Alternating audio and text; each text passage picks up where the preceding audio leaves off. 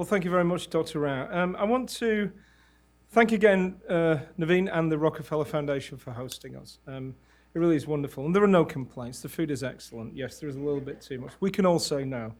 I want to talk a little bit about the overview of the workshop. So we have 1.5 days. We have a packed agenda. But the overarching goal of this is to see where there's convergence between two really distinct and big public health agendas that have been moving forward. Issues around infectious disease emergence and spread, the pandemic threat, which has been dealt with on global health security issues. It's been dealt with on pandemic surveillance and control issues, and really often moves in a parallel direction to NCD issues, non-communicable diseases, and the underlying drivers of what are often called neglected tropical diseases, diabetes, community poverty, community breakdown around the world. These issues clearly have synergies and convergence, and that's what we're going to explore. So in day one today, this afternoon, we're going to explore what is the current state of the science around that convergence. We're going to hear from a series of speakers on issues which are really case studies of where there are clear links between NCDs and infectious diseases. And tomorrow we're going to hear more about how we deal with this as a policy and research agenda and where the real future synergies are likely to be and how we're going to really get our hands around that huge issue. So forward thinking from the science to moving forward into policy and outreach around the world. I want to thank, because it's an amazing agenda with some really great speakers, I want to thank all the speakers in advance for coming.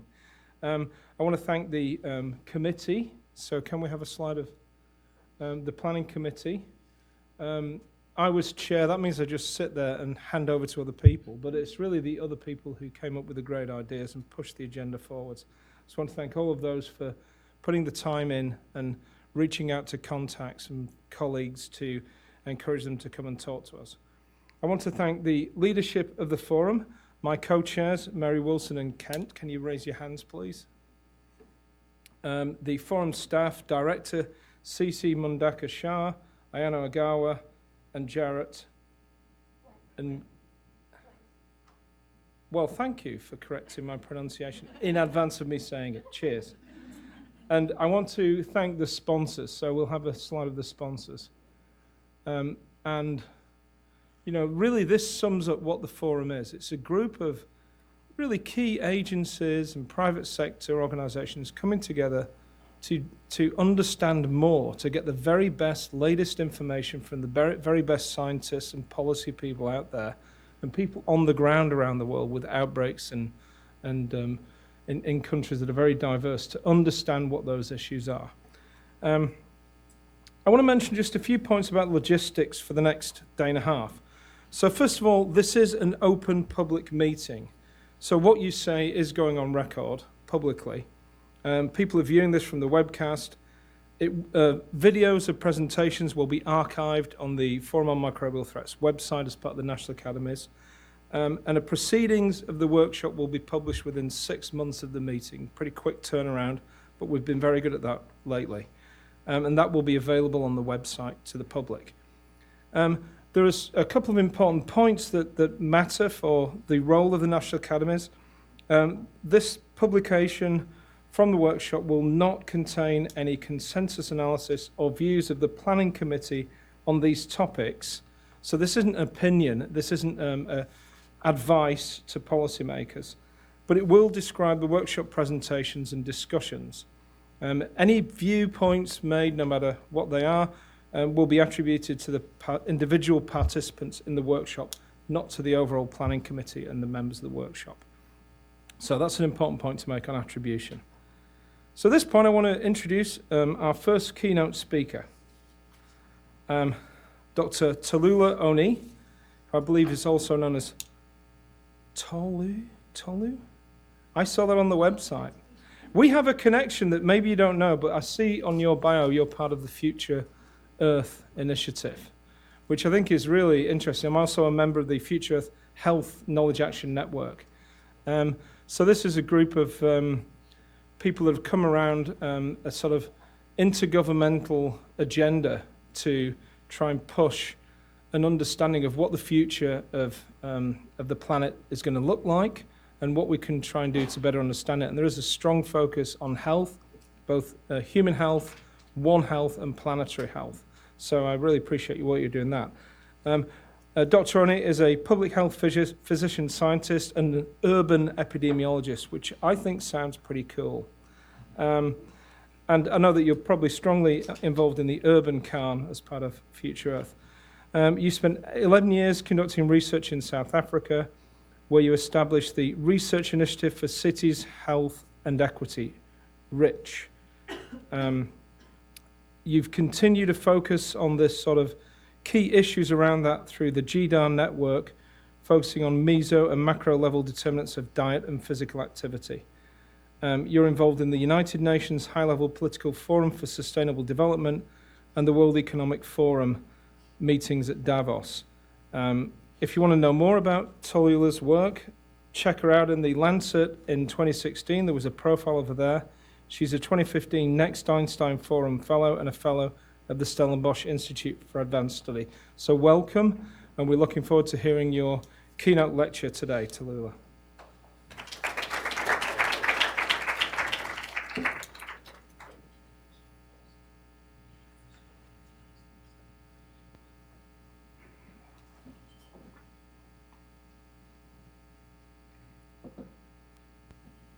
Hey, good afternoon.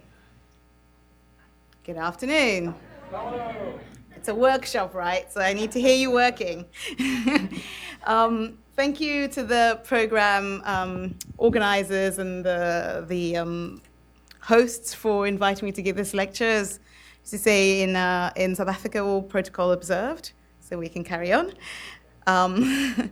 So I'm going to be talking today about the need for convergent action around these colliding epidemics. So the first thing I did was ignore the title that I was actually supposed to be giving, because obviously over the next couple of days, we're going to be looking into depth at some of these case studies, etc. So it's trying to work out what the balance is and how to broach it. So I'm going to give a rather overarching perspective and share some of my thoughts and some call to action in terms of what I would love us to talk about over the next day and a half. So I'll whistle through the rationale for the integrated approach. I feel like this is a choir here, so we won't spend too much time with that. Talk a little bit about us moving towards convergence, reflect a little bit on some of the learnings from infectious disease epidemic responses and thinking about this convergent action, thinking about why the delay in action, both in terms of NCD and the multimorbidity, and propose or make some suggestions in terms of new approaches for prevention and control. So, rationale, fairly obvious. This is from the World Bank Disease Control Priorities report.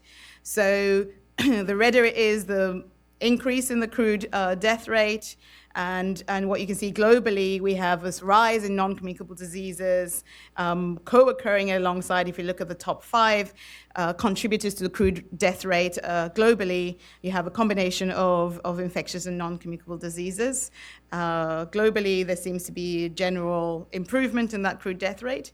If we break it down now, looking at in the different regions, so looking at low income, low all the way to high income, what we see, even at the very lowest income category, we see, yes, number 1, lower respiratory infections, but number 2, stroke. Number 3, ischemic heart disease. This is crude death rate.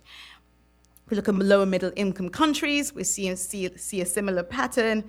Interestingly, upper middle income countries, not only do you see the similar pattern, but you also see this redness coming up, so an increase in crude death rate, and high income, which perhaps reflects a little bit more the global average. And if this isn't rationale, I feel like we should look at this and then all just know what we've got to do, right?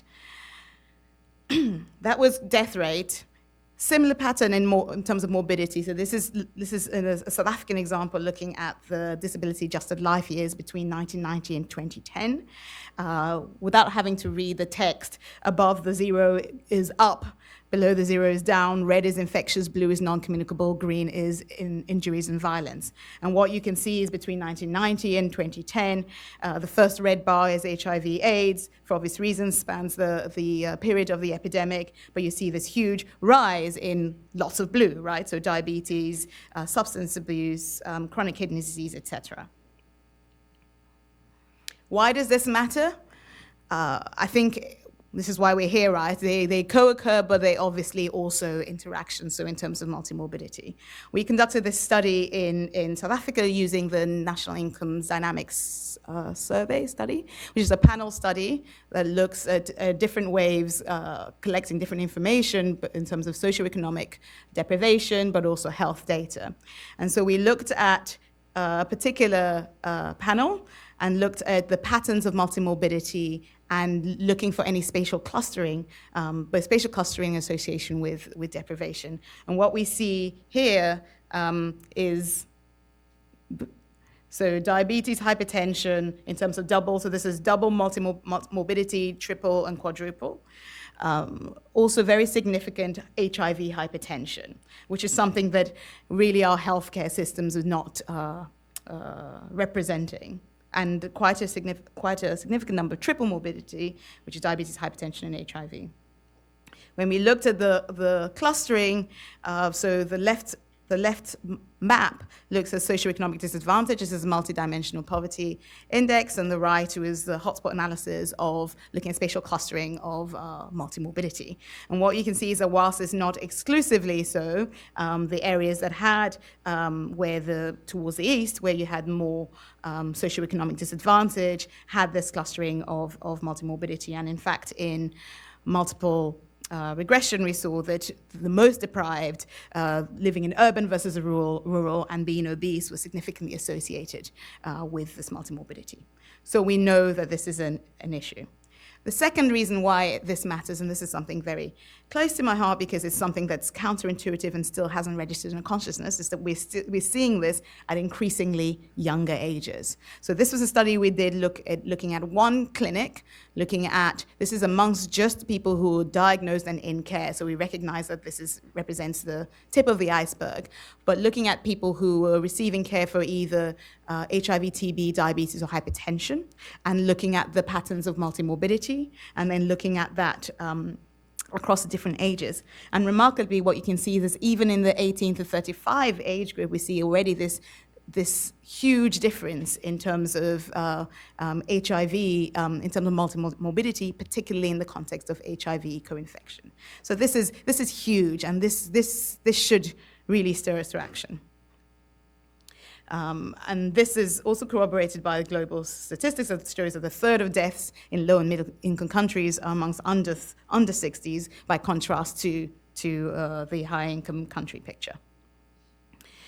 So when we start thinking about moving towards convergence, I feel like we need to bust some of the myths around the false dichotomies that really, as Naveen said, we're just so trained. The way we're trained is so ingrained in how we think, and how do we actually start thinking beyond that? So the first false dichotomy myth I want to address is that often we think about chronicity in the context of non-communicable. And HIV really changed that picture, because when we have certainly at the global epidemic stage, we have this infectious disease, which is actually a chronic disease. So how do we start thinking about the care in the healthcare context? So this was from that same study looking at this clinic and understanding the patterns of disease. And what we saw is amongst people receiving treatment for HIV, 20% of them had another condition, and by and large, the majority of that was hypertension. So the second thing, false dichotomy to bust, the next two relate to interactions. So infectious diseases as a consequence of NCDs or NCD risks, and vice versa. So this is looking at population attributable risk to TB, and this was a study conducted actually a little bit before, and my work showed something different, but this is looking at different regions, so the African, European, these are the UN regions, and what we can see is a population attributable risk to TB. We have this emergence of smoking, alcohol abuse, and interesting that they didn't find diabetes here. Perhaps it wasn't something that was looked for at the time, because a few years later, we did a study looking at the patterns of the epidemiology of HIV, TB, and diabetes, and we found a 14% population attributable risk fraction of TB due to diabetes, and this is even in the context of HIV co-infection. The reverse also is the case, so NCDs as a consequence of infectious diseases.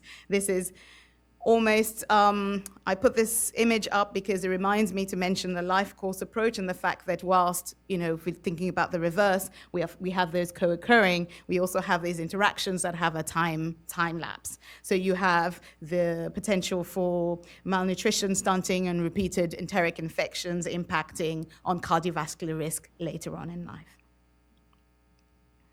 And the third aspect of the interaction, so those were disease, and this image, it's supposed to be messy. It's supposed to not make you feel comfortable. So what I've just talked about is a bit of disease interaction, and that's also highlighted here by the arrows that kind of go directly between left and right. But this also highlights that whilst we sometimes think about, not only do we think about infectious here and non-communicable here, we also sometimes think about, these are infectious disease risk factors, or these are infectious disease non-communicable disease risk factors, where in actual fact, there are quite a number of shared, often socio-environmental, but also behavioral risk factors that impact both common infectious and non-communicable diseases. And so this really is an opportunity to think differently. So we start thinking, if we're thinking about strategies to address these, this is an obvious potential starting point, but it requires us to think about these risk factors as shared.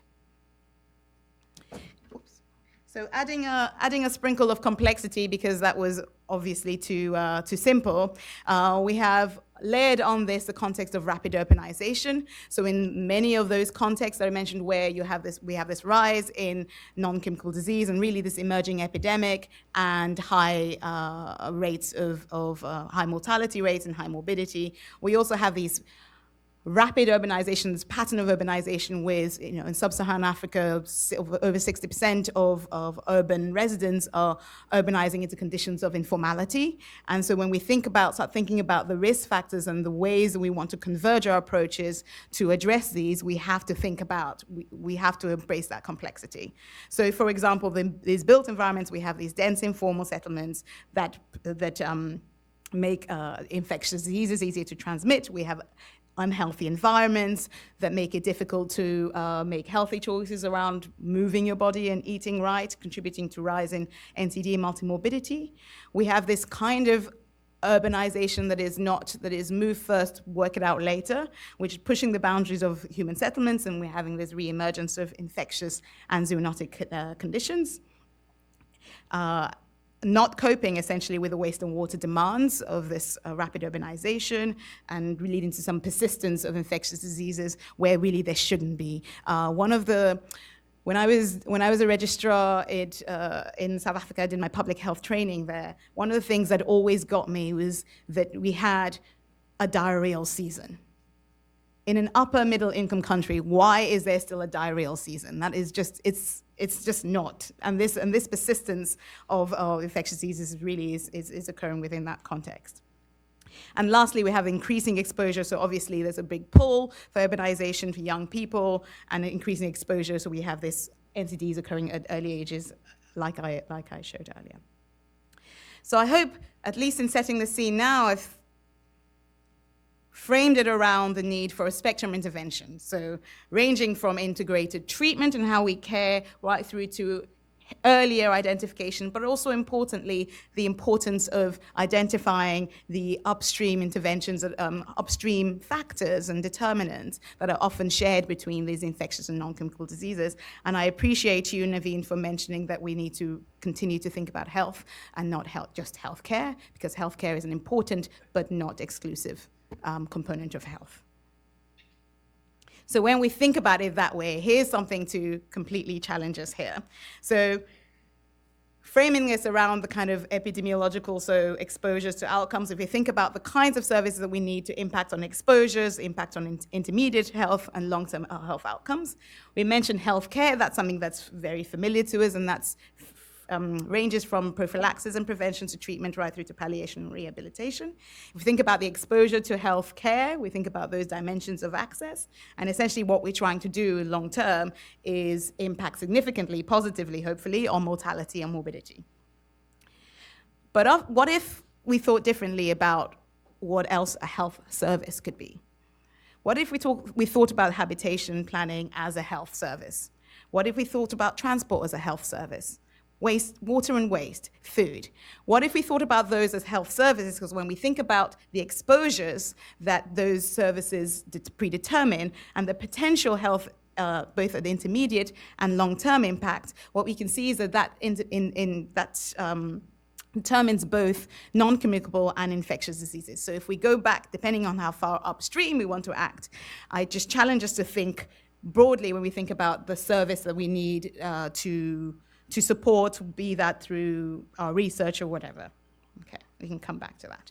So just one slide in thinking about what we could learn from infectious disease epidemic responses for convergent action, because say what we want, but we tend to be quite good at responding to infectious epidemics when there's something very visceral and something very visual about severity of infectious disease epidemics. So how can we think about the learnings from that? So I'm just going to mention this with one slide, and I'll put this as a somewhat rhetorical quiz, and I won't give you the answer, but I'd love to. I should have had a poll to see what people thought. So I'm going to show you some statements, and you can tell me whether I'm referring to HIV or hypertension. Borderless risk exposure and threat. Hits adults who are otherwise healthy, including the educated and professionals who are a backbone and key to driving development of any country. Affecting more than just the marginalized. Overwhelming at the community scale, but even more disastrous at a macro scale. A long time arc of the potential impact it has on society. A cross-generational risk that accumulates over time. High-risk behavior that spreads with urban migration and mobility. And a high and growing prevalence in regions where you have this growth, population growth and high urbanization rates. HIV or hypertension.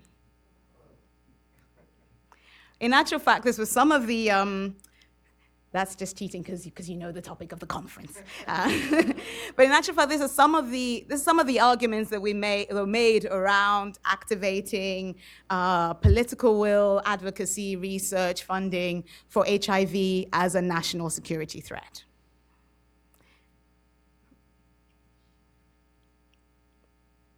But not NCDs. Why is that? What is it about the difference? So if those sounds are both and they were so effective in galvanizing global action for HIV, what is it about NCDs that don't kind of create the same effect? And part of the reason I want to talk about that specifically is because if we can't galvanize action for both, we're not going to be able to act to effectively converge our actions, right? Because there's not going to, yeah, we'll do this, but like that one. So here's some counterfactual thinking. So I don't have the answers, obviously, but I wonder whether in thinking about why why there is this failure to act and this delay in thinking and converging in this way, whether if we think through what some of the kinds of thinking that are required for us to spark this thinking of counterfactual. Firstly, we have to think that the current situation is something that's negative or out of the ordinary. But what if there's this feeling like, oh, it's always been this way, or it's not really such an issue, or we can't predictably say and show how it's the ways in which it's increasing, so we don't necessarily believe it's out of the ordinary sufficiently. It helps when there's this direct link between cause and effect and when you can see that, okay? So this is the exposure and this is the cause, and then boom, boom, boom, now we can see it. But what if that link is more diffuse and distant? And there's very little data actually tracking the ways in which the exposures that are shared impact on the outcomes that are also shared. And lastly, it helps when you can identify what role you play, or the person next door plays. But what about this complexity when they both happen together, and you have this sprinkle of urbanization, and you have these different types of health services I've just told you, and now suddenly health services? Where do we start? So these are some of the, I realize I'm just going to, I think I have more question marks than full stops in this presentation. But I think that I saw my role as really inciting some questions and provoking some thoughts. So just to end with some approaches to convergent prevention and action.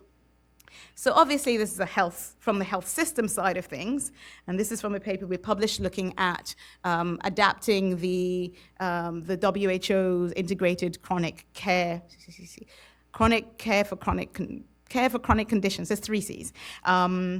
And into the context of multimorbidity, because it became apparent that whilst there was that need for integrated care, it really was framed around singular diseases per person. So this is really from looking at the health system approach, so understanding how to integrate this perspective as a policy level, right down through to the patient perspective. And we actually, I'm not showing the results, but we published a paper looking at, it was a qualitative study trying to understand the patient perspectives amongst patients with HIV and diabetes, some of their experiences and around their workload, the treatment load, because it is load, it is work. Certainly the way the health system is structured at the moment, right through to balancing out this biological interaction and the perspective from the healthcare workers. But I would also suggests that we also need to be thinking more broadly, in addition, in systems for health approach. And this is my work in progress at the moment, where when we think about the science that we do, I feel, and I'm guilty of this, we often, my public health science, I often park right next to the equitable health outcomes, because I'm just going to do something and it's just going to suddenly magically impact on health outcomes. Whereas the reality is that we do this through policy, we do this through individual and society, and we do this through the private sector. So if we think more honestly about the ways in which the work that we do can impact equitable population health outcomes, and then reflect on, so the degree of influence is just my reflections on what I think in my practice, how much influence, say, public health science plays in individual society vis-a-vis private sector in the individuals and civil society. And this was an experiment, a thought experiment for me, because it made me realize, well, what is missing in terms of the work that we do? What are the kinds of collaborations that we need to build? This is not an either or. We have to think about, well, what are the relationships that we can leverage to really push us along to the right of this diagram. Thinking about those questions around the counterfactual thinking. And importantly, reflecting on the agency through which each of those can affect that. So in terms of the individuals, civil society, the potential for beliefs, practices, and self-efficacy to move things forwards, both policy and private, the potential for the economic and environmental context to be harnessed to support and promote equitable population health outcomes. So I would like to end with, I hope I am doing okay. Okay, good. I'd like to end with making a case for 4 things. Okay, so in the coming days, as we discuss associations between these co-occurring conditions and the tools to better understand that, I'd like to make a case first that we recognize the importance of a focus on adolescence. We mustn't ever forget that these are preventable conditions first and foremost, and mustn't renege on our responsibility to advance not just the ways we look for disease and interactions, but also convergence in the science of prevention, which must be intersectoral by definition, and the importance of really applying this life course approach. No one must be shy away from the kind of convergent science at all socio-ecological levels, including the family, community, and the broader structural. Secondly, as we discuss the science of treatment in the context of comorbidity, I'd like to make a case for integrated training of a new generation of researchers and health practitioners that have the required interdisciplinary and transdisciplinary backgrounds and experiences to carry out this type of work that breaks through silos. We often talk about the need for integrated systems and approaches, but we often pay insufficient attention to who would be implementing these. So the science of treatment must, by definition, be multidimensional, and this will require a new breed. Thirdly, we'll be discussing the implications of these disease comorbidities and interactions on public health policy and practice, and so I'd like to make a case for surveillance beyond disease. So building on the evidence-based interventions around single outcomes to more innovative approaches that have that address the need for sustained surveillance, particularly in low-resource context. Why are we not innovating faster on the ways that we conduct? So we have this excuse, there's no data, we don't have resources. We have all these advances in terms of technology, we have Earth observation science, we have this, but we're not paying sufficient attention on the ways that we can innovate around surveilling beyond single diseases. And lastly, even as we explore the actions to bridge silos, I'd like to make a case for engaging with the spatial determinants, particularly though not limited to urban settings, because I think we have a responsibility to critique and challenge the skewed attention to quick wins, because that is kind of how everything is set the pace of life in general. So how can the research that we do challenge the skewed attention that neglect the delayed co-occurrence? I recently wrote a commentary on the need for Africa to think beyond into the systems for health, and I would like us to get beyond the point of a peer-reviewed commentary, peer-reviewed comment I received that Africa, and I quote, cannot afford to think long-term right now. Can we do better? I think we can. Lastly, so I pull this again from that report. I like it because it very visually highlights that, reminds us that what we're doing is improving health outcomes and not disease outcomes. It reminds us that to do that, we need health sector policies, but we also need intersectoral collaboration. And it reminds us that I think we need to be bolder in terms of the ways in which we build and strengthen our systems for health, thinking beyond just a treatment and secondary prevention into more kind of bolder kind of research that addresses long-term and delayed co-occurrence and in order to improve our health outcomes. So I'd like to stop there. Thank you.